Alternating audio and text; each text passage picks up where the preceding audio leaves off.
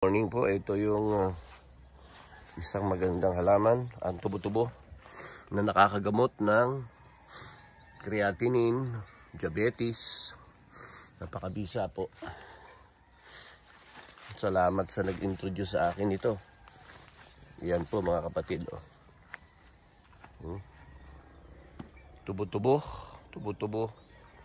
Yan po ang tubo-tubo. Yan. Kita niyo yung puno ng tubo-tubo, parang tubo. Pero hindi tubo. Napakataas po. Ayan o.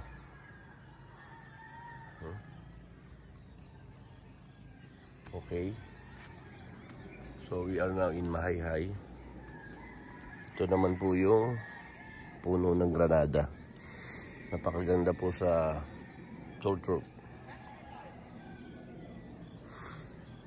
Okay. Beautiful morning. Beautiful morning. Stay. Thor. How are you, Thor? How are you, Thor? Ayan po. Pati si Thor kumakain ng tubo-tubo.